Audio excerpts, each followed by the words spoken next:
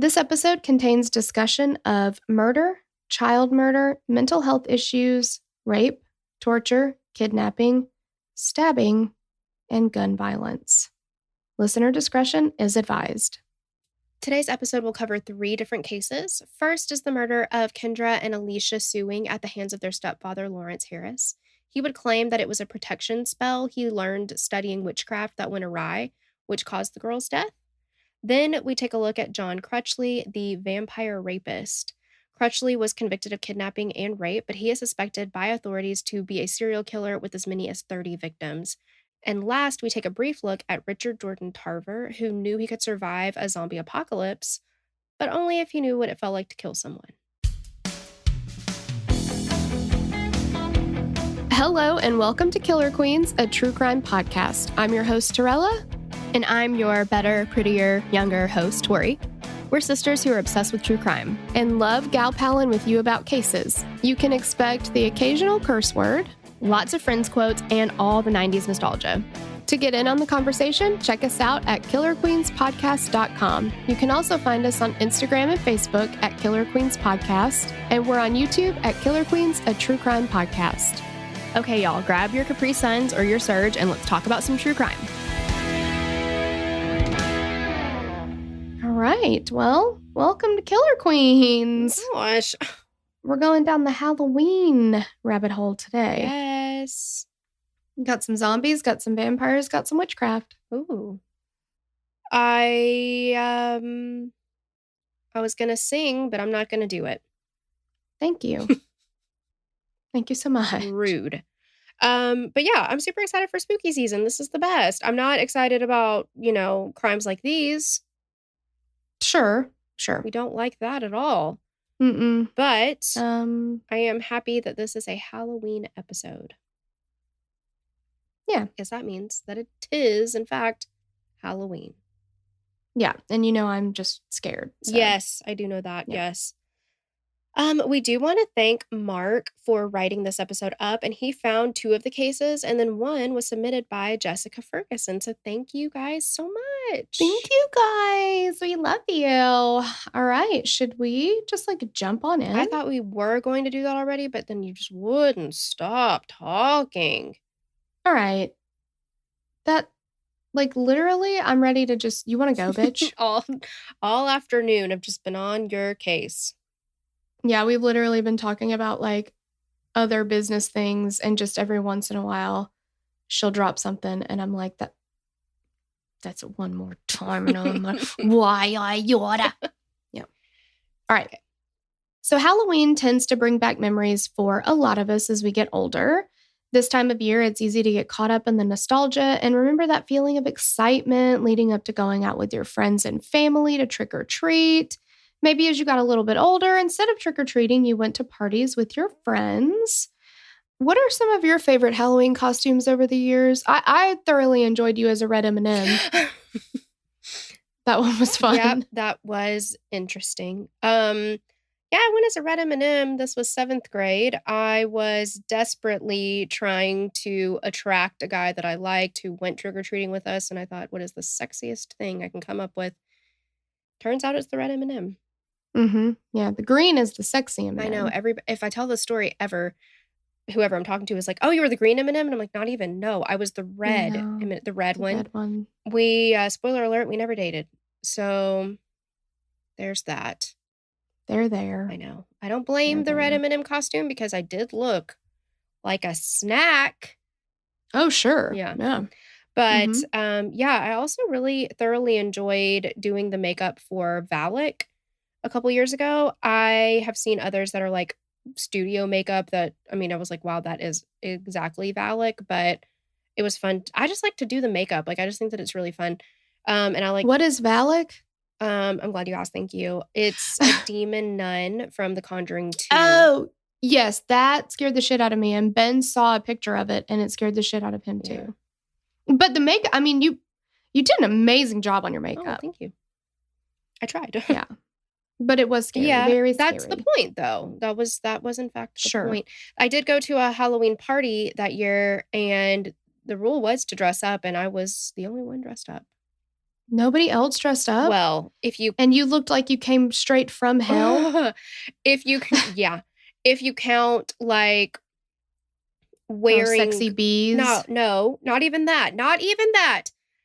The hosts had on hockey jerseys and they had those like Jason Voorhees like hockey mask things, and I was like, "Oh, you put on a shirt." What? That was what it was. Yeah. That's stupid. I know. I'm sorry, but it is. Yeah. I also really enjoyed doing Starina from The Birdcage. That one was super fun. Oh, yeah, you did a really good job on that. You like made your muff. I made that muff. Yes. Yeah. That furry muff. And the hat. I don't know. It's just fun to like to have a vision and then like see it come to life and like piece it all together and stuff. I think that's so fun. Trella, you as Rachel, and Andrew wasn't a great Ross, but still. Yeah, but he with had the monkey, Marcel. I Yeah. really enjoyed that. Yeah, I really liked it too. It was fun. And what made me feel very old, you know what? We'll share, somebody remind me, but we'll share pictures of this on our Instagram so you can see some of our previous Halloween costumes. I really liked doing that one though. And we went to dinner before we went to your house for the party. And our waiter was like, "Who are you supposed to be?" And I was like, "What? Ross and Rachel?" I mean, I was wearing like the Central Perk thing and I can't remember if it was a waiter or a waitress. I don't remember. But anyway, this person was like, your server. Yes, my server was like, I think I've heard of them before. And I was like, the show Friends. And they were like, "Oh, yeah." Like, had just no idea. And I was like, okay. Well, that was hurtful. I also liked my hot dog costume. That's been an old faithful. Mm-hmm. Well, and bacon and eggs, of course. But as a kid, I don't remember. I mean, I think my favorite trick-or-treating that we ever did, I, of course, don't remember anything I've ever dressed up as. But I did like when we went around to the houses when we were too old to trick-or-treat and sang the Monster Mash. I know. I was just telling Miss KB about this the other night. It was fun. Because you had the echoey microphone and our cousin and I had the blow-up guitars and we made the duct tape guitar straps.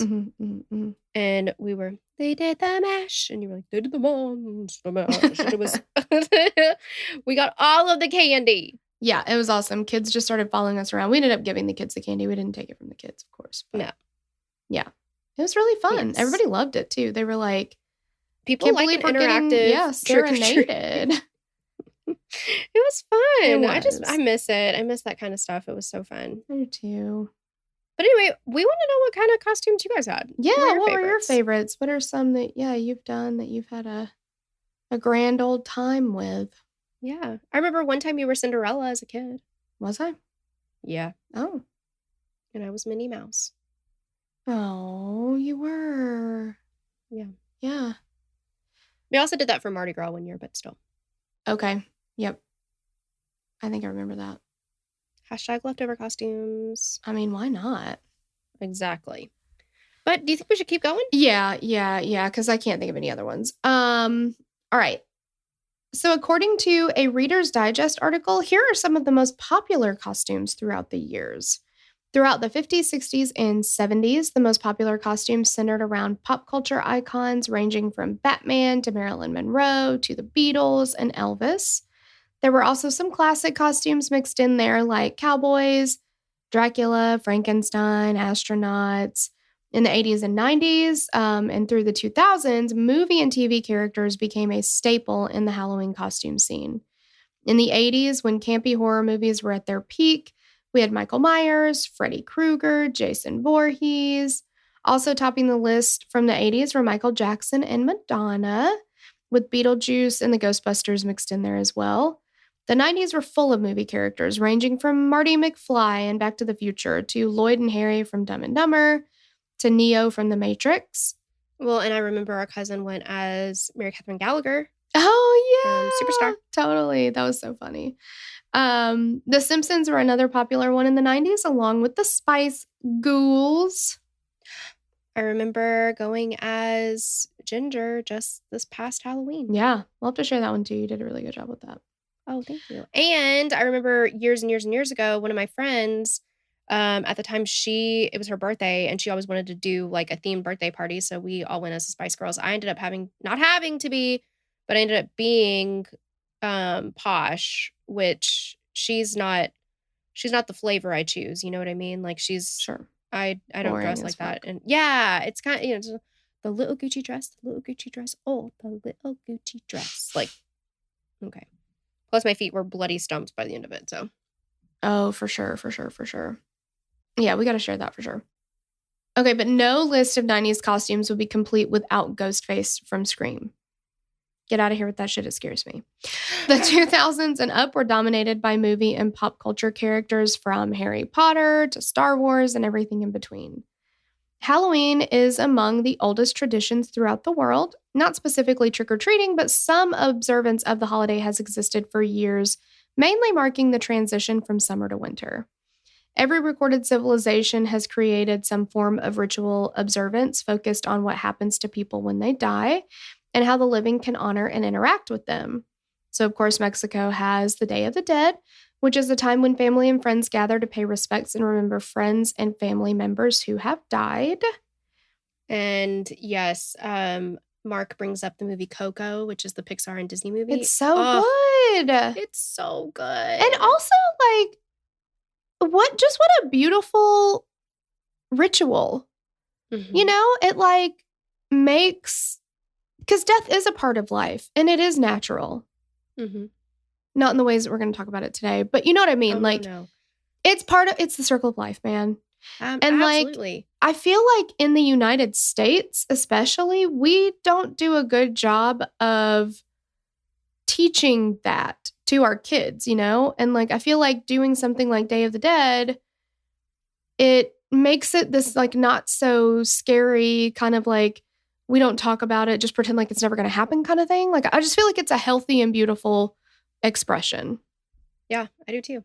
Traditions abound when it comes to Halloween too. Trick-or-treating and dressing in costumes are obviously at the top of the list for most kids, but there's also carving jack-o'-lanterns and subsequently, I would never do this, but probably you would, Tori, letting it sit on your 100%. front porch until Thanksgiving when it starts to grow legs and really just does us a solid and tries to throw itself away.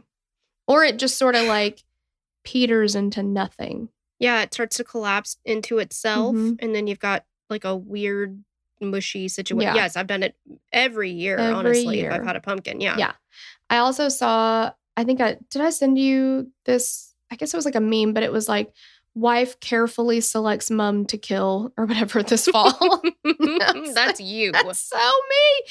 The last year when I got a mom, I killed it within the first week. It didn't even last a week. And I was like, fuck it, whatever. Like, Well, it doesn't help that you never remember to water it, and also sometimes you just forget that it's even in your car. So then it just hot car dust, man. yeah, I mean, that's true. Did you know this, though? Carving jack-o'-lanterns originated in Ireland, but originally they carved turnips instead of pumpkins. In Ireland. There is a beach called Torella in Ireland, too. So it's basically my homeland. It's based on a character they called Stingy Jack, who repeatedly trapped the devil and only set him free if the devil promised him that Jack would never go to hell. The problem is, though, when Jack died, he learned that heaven actually didn't want his soul either, so he was doomed to wander the earth as a ghost for all eternity. Oh my gosh, it's like the Incredible Hulk. Is it? Is that what that is? Not really. Oh, okay. I'm just basing this off of the movie The Wedding Singer, where Drew Barrymore's character is like, I feel like I'm doomed to walk the planet alone for eternity, and he's like the Incredible Hulk. The devil gave Jack a glowing lump of coal inside of a hollowed out turnip to light his way. So the local people began carving out scary faces into their own turnips and pumpkins to scare away evil spirits. I kind of love that. I kind of love that too. Like, I'm going to tell the boys that. It's fun. Speaking of, well, it is fun because... I would wait a little bit, though. Yeah, maybe not Jesse. He won't get it. But anyway, speaking of traditions, though, many people throughout the world gather with friends and family to tell scary stories. It's funny. I don't believe in that, but it turns out I do it for a job. Like, I'm today years old when I realized that my job is to tell scary stories, but I categorically don't believe in it. Yeah, I mean, it's like me being like, okay, I think I'm going to become a spider wrangler. Yuck. Yeah, like I'm picking the scariest thing that I can think of and then making that into a career. Exactly. You're so stupid. I know, right? But I'm glad you are. Today, we're going to take a look at 3 different cases. We've got one involving witchcraft, one involving a modern day vampire, and the third's going to have to do with the zombie apocalypse.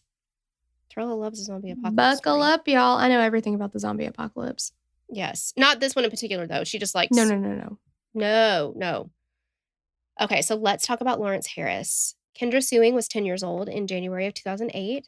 She was in the 5th grade at Irving Elementary School in Sioux City, Iowa. She was an avid reader. She wanted to be a veterinarian when she grew up. She was also learning Japanese, which is one of the hardest languages to learn, I feel like. 10 years old. In her free time, she wrote short stories and enjoyed listening to music and playing her Game Boy. Kendra's younger sister, Alysha, also attended Irving Elementary. She was 8 years old in January of 2008, and like her sister, she also loved to read. She loved playing her Game Boy, but she also loved arts and crafts and hanging out with friends and family. Both Kendra and Alysha loved to spend time on the weekends at their grandmother Cheryl's house. The girls' mother, Marla Stroman, was married to Lawrence Harris, who was their stepdad. Marla had an older son, and Larry had an infant son who he won custody over in Minnesota. Or Minnesota, if you're nasty. So for Marla, life was going great. She felt like she had a good life. She was happily married to Larry. She had a stable job that she really enjoyed as a residential assistant with Mid-Step Services, which provides residential, vocational, educational, and recreational services to people with intellectual disabilities in the Sioux City area. Larry grew up in California with his younger brother, Kyle Harris, and it was while they were growing up that Larry became interested in witchcraft. His brother would later testify that Larry learned and would cast spells to protect his family or for beneficial outcomes in events that were coming up. Larry told Kyle that he had cast a spell for a positive outcome in the custody battle of his son, and it wasn't a secret that Larry was totally into witchcraft. I mean, Marla knew it, their friends and family knew it. Before meeting Marla, Larry had some substance abuse issues or had some struggles with substances, but he had overcome all of that. And Marla described him as, quote, desperate to be a good father. Larry had a history of self-harm, social isolation, and mental illness. He had been prescribed medication, which he had been taking, but no one knew that in the months leading up to January 2008, Larry had stopped taking his medication. Marla had discovered this and gave Larry an ultimatum. She told him he had to start taking his medicine again, attend anger management classes, and attend couples counseling. But if he did not do all of that, she was going to leave him. And this wasn't something that she wanted to do at the time, but to protect her family, she was prepared to do it. So that brings us to January 6th, 2008. Marla was at work and was told that something had happened at her home. Earlier in the day, Larry called 911 and told them that their home was on fire. When emergency services arrived, they were met on the front porch by Larry, who said, quote, "They're beep, dead. They're dead." It says expletive. I'm guessing I know the word that he used. Yeah. They're cheese and dead. They're dead. Yeah. But I didn't want to say the bad words. Sure. This is a family show. Exactly. But yeah, I mean, I can't imagine being the emergency services and going up to someone's house and meeting the person on the porch and him being like, they're all dead. They're dead. Yeah. Oh my gosh. Firefighters quickly extinguished the blaze and discovered that it had been started in the basement. Upstairs, though, both Kendra and Alysha were found dead. When questioned, Larry told police that the girls had died when he was casting a spell that went amiss. When they brought the girls' bodies out, Larry started hunching over and dry heaving. During their investigation, it was determined that the girls had died before the fire was set from strangulation and stab wounds. During his interrogation, the officers noted that Larry had blood caked under his fingernails and some on his chest. They also found what he described as his, quote, ritual blade in the basement of the home. It was covered with DNA from the girls as well, and Larry told officers that he was trying to cast a spell of protection for their older brother, But something went wrong, and it had ended with, quote, severe consequences. What went wrong? Right. And why were the consequences these two precious angels being murdered? Yeah, like what? How could it have gone right? Yeah. Like, something is not, a lot of things are not adding up here. I don't understand what happened. Mm-mm. But I don't anyway, think we ever will. No. So investigators did not buy this, and he was arrested on 2 counts of first-degree murder. In July of 2008, Marla was granted a divorce from Larry, and as the reason for the dissolution of the marriage, she wrote, quote, Lawrence killed 2 of my children. Can you... Mm-mm. Like, hey, guys, what happened here? Oh, my gosh. Yeah. And as the judge or even the lawyer, like, you know, handling the divorce and seeing that and being like, oh, yeah, granted. Exactly. Yeah, like, got it. Yeah. For his trial, the defense said that he was legally insane. There were doctors and a forensic psychiatrist who testified. They concluded that with his actions before the girls' deaths, combined with the evidence of the fire being a cover-up, it was clear that he was aware that what he did was wrong. He was not insane. The prosecution alleged that he was trying to get revenge on Marla. He suspected that she had cheated on him, and he was also upset that in a few months, the girls and Marla's older son's biological father were going to be visiting the children, and Marla offered to let him stay at their house. I'm guessing that would have been very uncomfortable, right? Sure. That could have been a conversation. I don't know what happened. If she was just like, this is happening, too bad, so sad. Or if they did talk about it and maybe he was, I don't know. Yeah. But it definitely, I mean, if he talked to other people about it, you know, because like on one hand, you're like, okay, well, he was on medication he was supposed to be taking, but he did stop taking it. Right. So that could lend itself to possibly legal insanity. Oh, sure. But then you bring this information in where he is talking about these things. Well, right. Kyle Harris, his brother, testified that Larry told him that he could hurt Marla in the worst possible way without touching her. And he also said that Larry made regular threats against Marla to him after the couple had arguments. So. And like, I guess, you know, if you're Kyle and your brother says, you know, I can hurt Marla in the worst possible way without touching her, you're like, what does that even mean? Like divorce her and take all her money? Or right. Or spread a rumor, but you know, like whatever. Certainly I hope he wasn't thinking that this was a possibility. Right. And I'm guessing because, and this is speculation, I don't know, but the fact that Kyle testified against his brother leads me to believe that he would have told authorities if he thought it was a real threat. Yeah. Because it's not like he's trying to cover his ass. Exactly. So there were 2 weeks of testimonies before the case was handed over to a 12-member jury.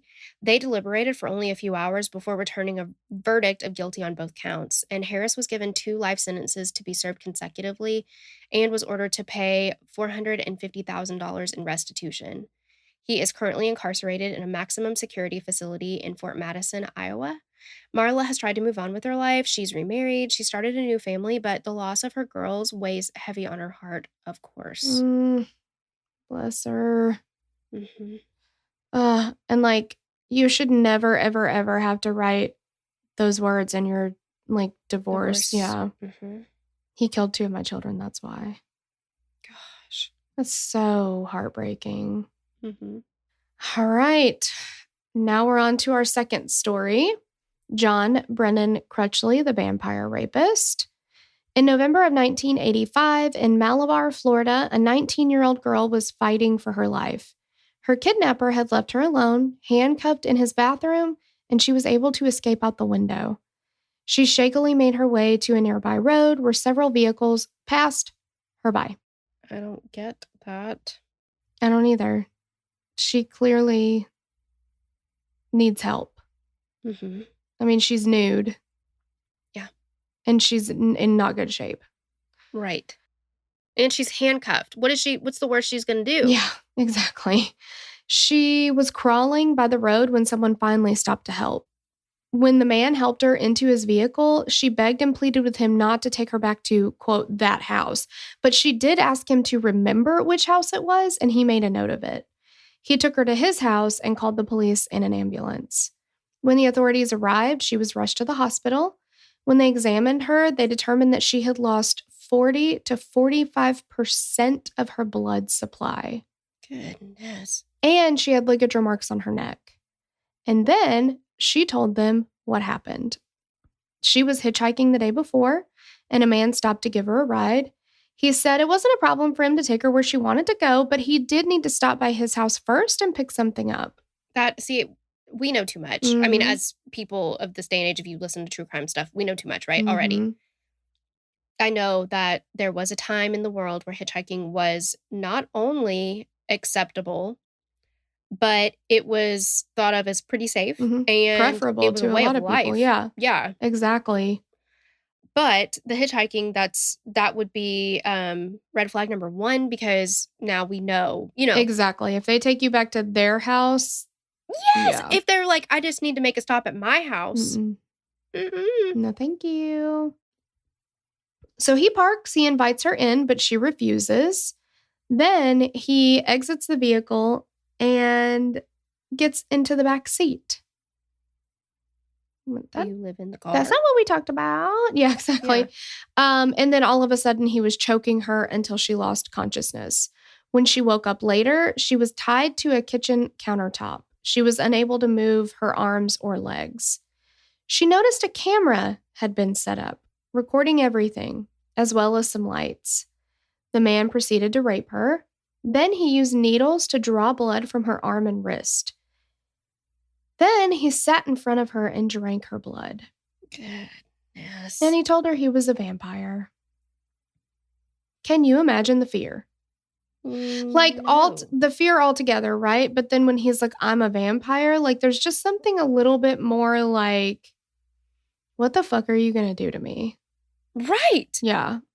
Well, I mean, my gosh, like, am I transported into the darkest, scariest movie of all times? This is not real life. No, exactly. Then he took her into his bathroom and put her in the bathtub and left her alone. A few hours later, he came back into the bathroom and he did it all again. Then he left her there overnight. The next morning, he came back and he did this a third time. After the third time, he handcuffed her and told her that he was leaving, but he would be back later to rape her again and drain her blood.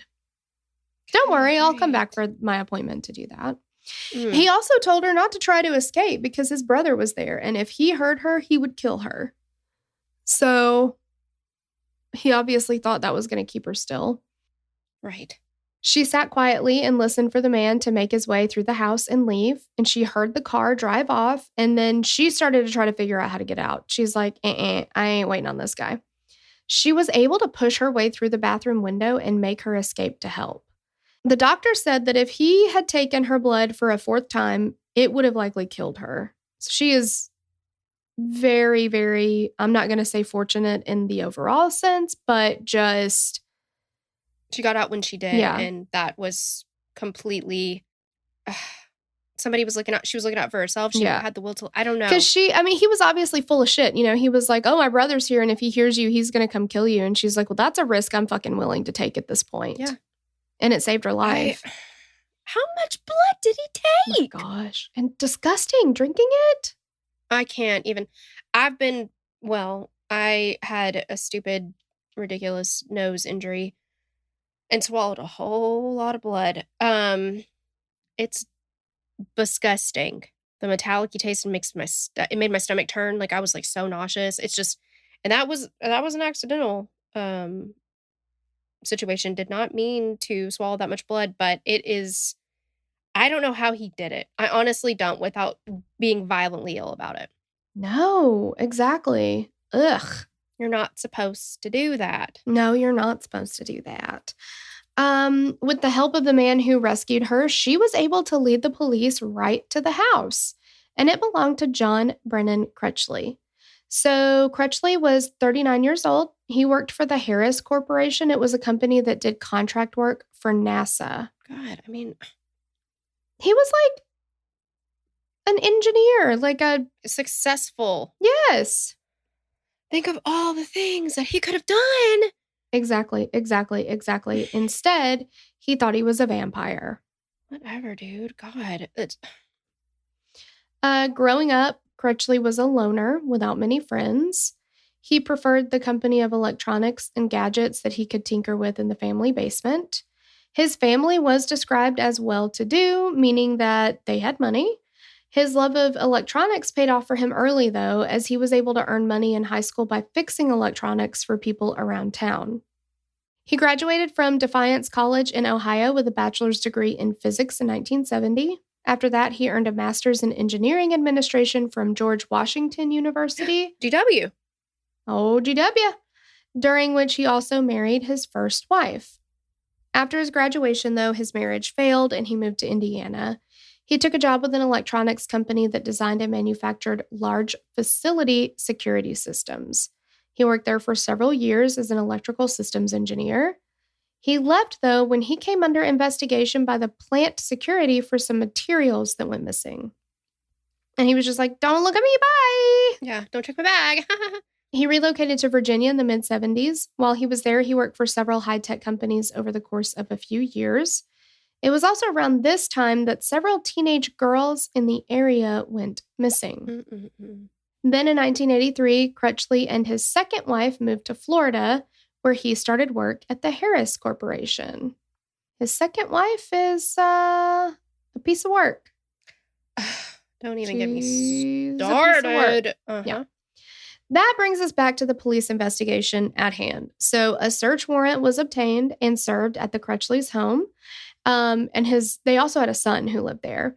His wife and son were out of town for the Thanksgiving holiday, though, so it was just him alone. That's great. Perfect time to be a his own vampire. devices. Yeah. Exactly. They found the video camera that the victim mentioned, but the tape inside had been erased, which, of course, because he comes home and she's gone. Yeah, so he's got to get rid of the evidence. Yeah. He was arrested and photos were taken of the house during this initial search. In these photos, a stack of credit cards several inches thick could be seen. You guys, it is like put two books on top of each other. That's how many credit cards are stacked together. Darn. There were so many. Authorities contacted FBI profiler Robert Ressler, who's often credited with coining the term serial killer. He had worked several high-profile cases, including Jeffrey Dahmer, Ted Bundy, and Richard Chase. When Ressler came in and talked with Crutchley and looked over all the notes from the case, he immediately said, "This guy is killed before." He classified him as, quote, a serial killer of the organized type. Ressler suggested they obtain another search warrant, which had a much wider scope. During this search, that stack of credit cards was missing and was never located. They still don't know where those fucking credit cards are. That's so annoying. And again, I cannot emphasize how big the stack of credit cards are. So is this just like credit cards of victims over the years? I guess. I would have loved, because I'm sure that they couldn't have taken any of that stuff, right? Yeah. But could we spread it out and take a picture of those? Yeah, see what the names were or something? Yeah. Jeez. They also found a stack of index cards. There were 72 of them. Now, when Ressler said a serial killer of the organized type, understatement of the year. Yeah. Right. 72 index cards. Each one had a woman's name and a description of their, quote, sexual performances. I do not like that. I don't like that at all. It is like a Dewey Decimal System of dick. Well, I was going to say conquest, but you... I wanted to go with the alliteration. Oh, Dewey Decimal System of dick. There you go. So when the women were contacted, some said that while they were there with Crutchley, he had crossed the line from kinky, consensual sex into sexual assault. His wife was aware and in some encounters participated, and she stood up for Crutchley and even said that the attack on the teenage girl was, you guys. Okay. Oh, window open scale. Oh. Wrecking Ball, Miley Cyrus, throw your own fucking self out the window. Listen to this. Karen Crutchley brought her fucking audacity with her that day. And this girl who was raped her blood was extracted and drank in front of her. And she had 55 to 60% of her blood left. And she had ligature marks on her neck and all these things. Handcuffed. Hands and feet. Yep, all this stuff. Look, guys, that's not a big deal. She said it was a, quote, gentle rape, devoid of any overt brutality. Guess what? You cannot put gentle and rape together. Nope, they don't go. There is no such thing. It's like broccoli in a quesadilla. It doesn't go. Exactly. It's an oxymoron. It does not work. It cannot happen. A gentle rape. I cannot. In June of 1986, Crutchley pled guilty to kidnapping and rape charges in exchange for prosecutors dropping a charge of grievous bodily harm. Bullshit. Exactly. He said that drinking blood had been introduced to him in the 1970s by a nurse as part of a sexual ritual. Drinking blood doesn't do it for me, but I don't know. I have a problem. I don't know. I drink water, or if I'm feeling squirrely, I'll have a White Claw. That's about it. Will not have any, maybe like milk, coffee in the morning, something like that. I can't even drink orange juice anymore because of the old acid reflux. Oh, sure. How do you? Let's say that I had the biggest crush on somebody and we started getting down and dirty, and they were like, hey, have you ever tried blood? I would be like, my dad is calling me and I actually have to go. I forgot. I don't want to be here anymore. Right. So bye. I have to babysit my dog's cousin. Mm-hmm. So I actually have to go. Like who? No. You got to really know your audience, I guess, if you're going to be like, for sure. How about some blood? And I mean, we're not kink shamers, whatever. Consensual is the key, though, isn't it? See, consent is sexy. Oh, very. Let's always get that consent. If you're drinking somebody's blood and they're like, hey, I want you to drink this blood. And you're like, yeah, man, I'm going to drink that blood. I love that all day long. Oh, Do yeah. it. Love that journey for you guys. If you're getting it, though, and like you're drinking the blood and the person is like, okay, maybe a little drop of blood. Okay, I could get down with that. And then they're like, this is too much blood. I don't like this much blood. This is a lot of blood. Then that's where it stops. Mm-hmm. See how consent is a living, breathing thing. It evolves and you got to keep checking in on it. Absolutely.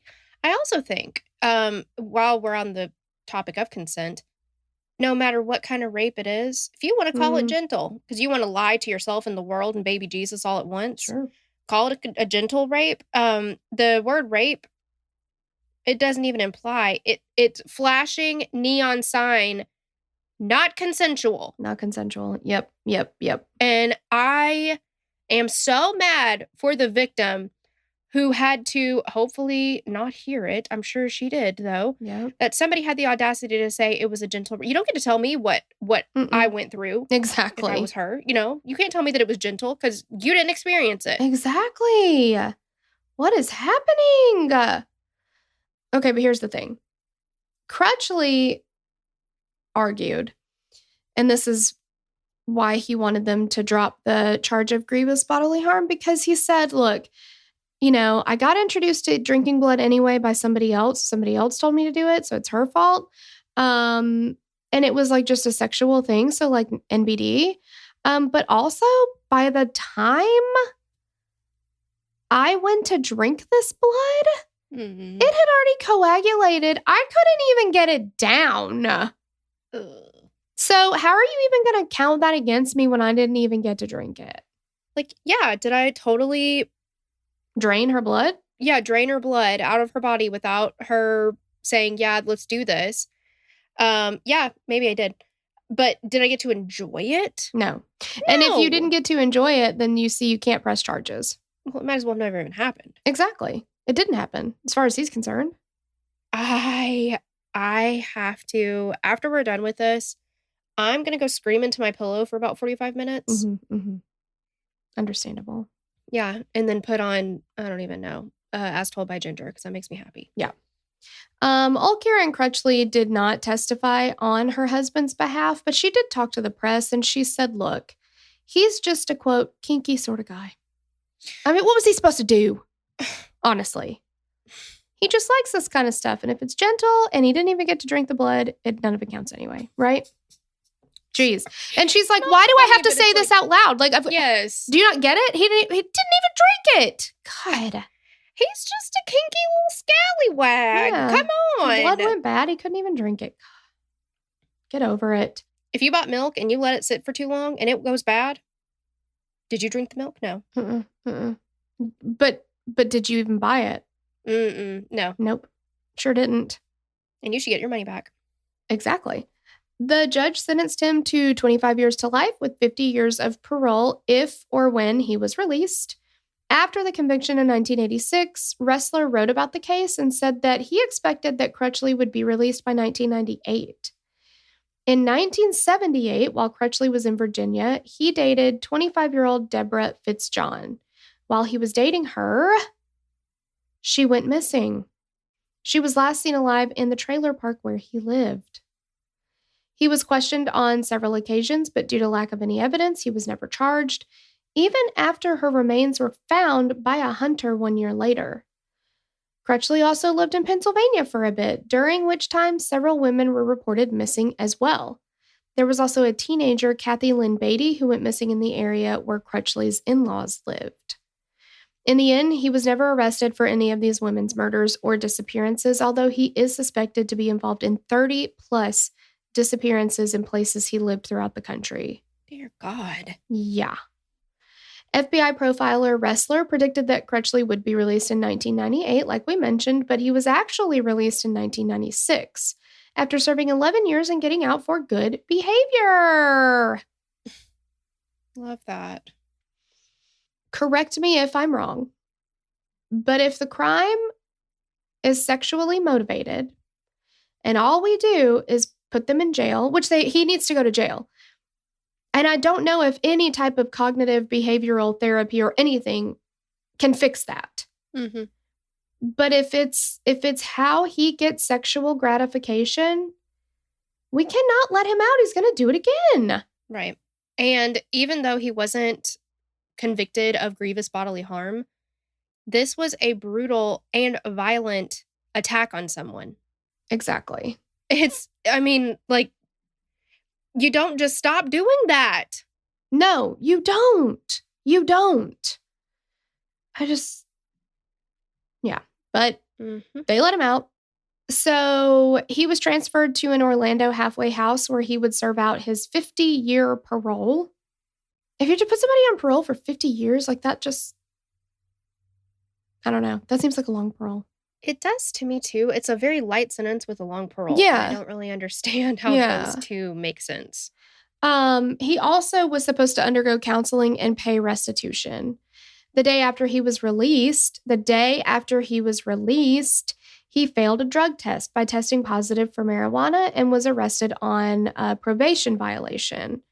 He said that he didn't smoke it, but that other inmates had blown it in his face. So I've used that excuse before. Yeah, not his fault. I definitely did not smoke the wacky tobacco. I didn't even look at it. No. Somebody held me down. I was walking down the street.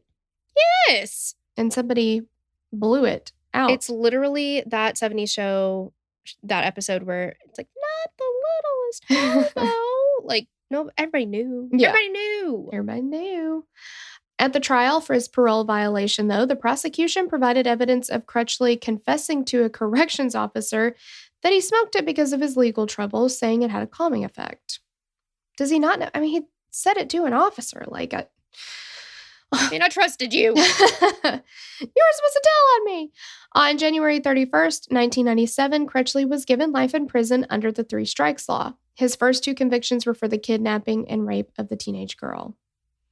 On March 30th, 2002, correctional officers entered Crutchley's cell and found him dead with a plastic bag over his head. Where did he get a plastic bag?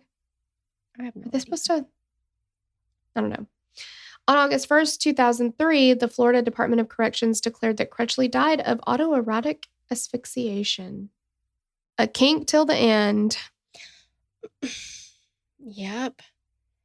He's just a little kinky, isn't he? He is. He's a kinky sort of guy. That's what his wife said. Ugh. But But I mean, and again, I'm not kink shaming. We're not kink shaming. There's nothing wrong with it. This particular human being is a disgust. yes.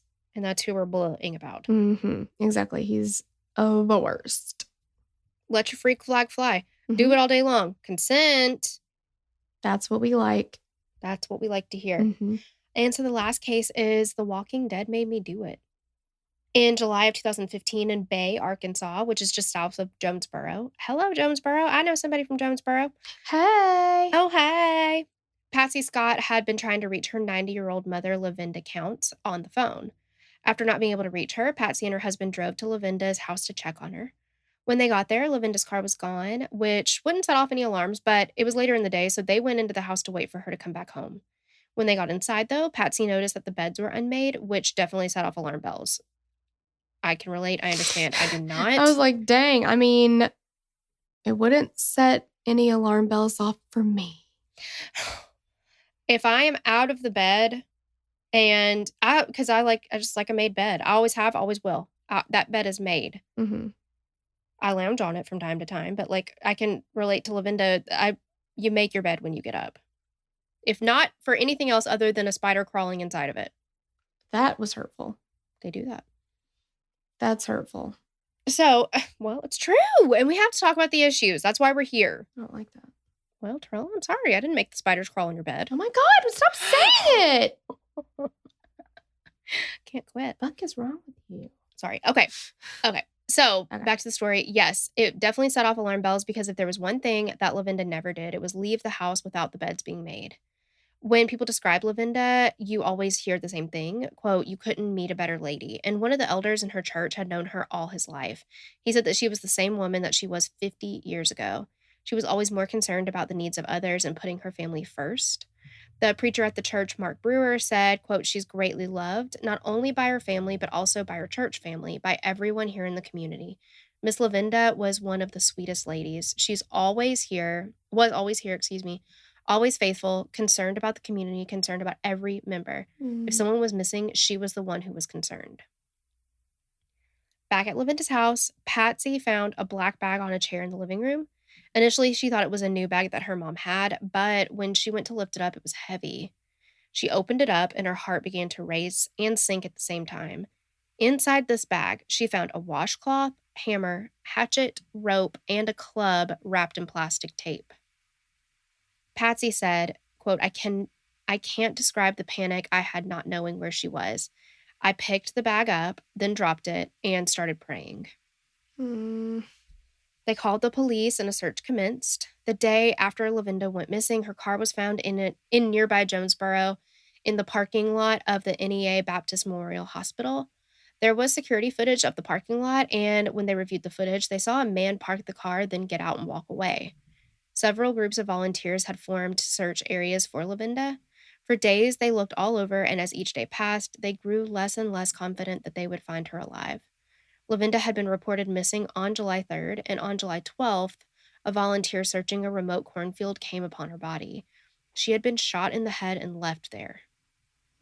With the discovery of her body, their investigation turned from a missing person to a homicide, and they had to find the man from the tape. They questioned a man named Corey Phillips who lived near the hospital where the car was found.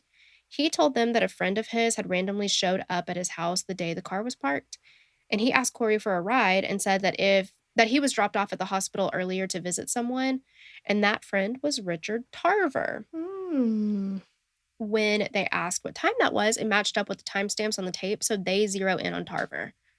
5 days after they found Lavinda's body, authorities went to Tarver's home and spoke with him, and initially he thought they were there about something else. Like, he had an altercation with a police officer, so he thought that's what they wanted to talk to him about, but it became clear very quickly as they were speaking why they were really there. They were questioning him about Lavinda, and while they were doing that, Tarver ended up confessing to killing her. Tarver said on the night of July 2nd, he had been binge watching The Walking Dead before going to sleep. The next morning, he woke up and walked to Lavinda's house and knocked on the door. She answered, and he pushed her inside and got her car keys. He forced her into the trunk of the car and began to drive, looking for a remote place to stop and kill her. He settled on the cornfield and got Lavinda out and shot her. Then he drove her car to the hospital and walked to his friend's house and asked for a ride. Tarver's DNA was found on the washcloth inside of the bag that was found in Lavinda's home. And when his trial took place, his fence. He's got a really talented fence. And supportive. I mean, because not only does it like keep shit in, it keeps shit out, and it also acts as a lawyer. I know. You have the right to be president. Yes, to make your lawyer president. Wow. Fuck. Oh. Anyway, yes, this fence was also the defense attorney. Just kidding. No, I messed up. So his defense tried to claim that his confession was given under duress, and he feared that if he didn't confess, that the police would arrest his wife and take his daughter away. They said that during the confession, he, quote, blanked out and would have said anything they wanted. Tarver said that the officer who served him with the initial search warrant was a, quote, monster for coming into his home, which the prosecutor said was extremely ironic. Take notes, Alanis. Mm-hmm. It's extremely ironic considering what he did to Lavinda. Yeah. You're calling... Okay. The police coming into your home are monsters, but you broke into somebody's home and murdered her. Uh-huh. See how that's different? And you pushed your way into her house. The police went tap, tap, tap, tap, tappity, tap, tap. And you answer the door and they're like, can we come in? And you're like, yep. Knockadoodles. You know? Knockadoodle doing. And you're just like, yeah, come on in. Come on in. The water's fine. I know. You didn't give that to Lavinda. No. Ugh. So when officers tried to execute the search warrant, Tarver refused to open the door, so they forced entry. They found Tarver with his wife and daughter inside the living room watching on a CCTV mounted on the wall. And they found a .38 caliber weapon that had been defaced, which means the serial number had been removed. So throughout the trial, the prosecution kept bringing up Tarver's infatuation with zombies and the apocalypse. The jurors were shown video footage of his confession in which he said, quote, "I've been watching a lot of Walking Dead. An old person is the closest thing you can get to a zombie. I can't explain it." Well, because it's not true and it doesn't make sense. No. An old person is the closest thing you can get to a zombie? Sir. I'll tell you what probably is the closest thing you can get to a zombie. That would be a mannequin. Okay. A motorized mannequin. Maybe like a robotic mannequin or something. Mm-hmm. That could work. Yeah. Not an actual human being. No, because zombies aren't real. No, zombies aren't real. And leave the old people out of it. I My know, God. how rude. They've lived through. And Lavinda was the nicest person. I've got the amount of kindness that she had in her pinky is more than I have in my entire body. I know. Oh, for sure. Why? You've got nothing. Yeah. You better. Hush. Walked right into that one, didn't I? But still, this is just, a couple things this episode that my mouth dropped open when I read it. But okay, let me get through this first. Yeah. So Tarver was found guilty of capital murder, kidnapping, aggravated residential burglary, abuse of a corpse for leaving her body in the cornfield, theft of property, and possession of a defaced firearm. And he was given 3 life sentences plus 22 years. Mm. So back to what I was going to say before I interrupted myself. It wasn't even me this time. But myself, yes. So when this stupid asshole was like, the closest thing you can get to a zombie is an old person, I was like, somebody hold my earrings and my hair extensions. Like, I'm going to go crazy on this guy. Yeah. Go ham on him. Yeah. The second part was the gentle rape. I was like, I'm gonna pop off. I could not believe it. I read some excerpts from a book that was written about the Crutchley case, and just some of the shit that Karen Crutchley had the nerve to say was just like, she was like, I just don't get what the big fuss is all about this. Are you fucking kidding? Yeah. It's not a big deal. It's not, you cannot say how someone's experience feels for them or how you can't diminish it. That's not okay. This woman she was attacked. She was brutally, and don't you dare call it a gentle rape. She was brutally assaulted. And she almost died. Yeah, absolutely. And I'm telling you, if he had his way, which I think we all know and agree with, if he had his way, she wouldn't be here.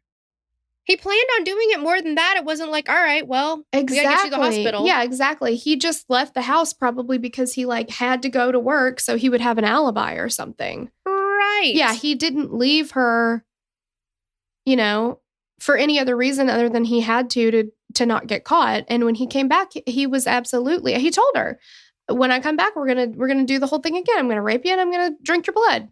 Mm-hmm. And she, by that point, would have lost so much blood that she would not have been able to sustain life. I just cannot believe how dismissive Karen and just this whole thing. Oh my God, that makes me so mad. Exactly. But anyway, that's it. There we have it. Yeah. Okay. We used to have, Terrell, I think you still have it, the pumpkin. Happy Halloween. I don't think I have it. Well, that's stupid. Yeah. Sorry. Anyway, we used to have it. It was this like hanging little pumpkin and he pushes something. I don't know, his nose? You push something, it. And he says that. And so that's the message I want to leave you guys with. That's it. Happy Halloween, guys. Yeah. Share your costumes and whatnot with us and stay safe out there for sure. Oh, goodness, yes. But thank you guys so much for listening. We love you, and we will catch you on the next episode. Bye. Bye. We'd love to hear your thoughts on this case. Connect with us on Instagram or Facebook to continue the conversation. Thanks for listening, and we will meet you back here next week. Bye! The theme song for the show is created and composed by Stephen Toby. You can find more of Stephen's work on SoundCloud. Our logo was created by Sloan Williams of Sophisticated Crayon. You can find more of her work on Etsy. Visit us at killerqueenspodcast.com for merch and other info about the show.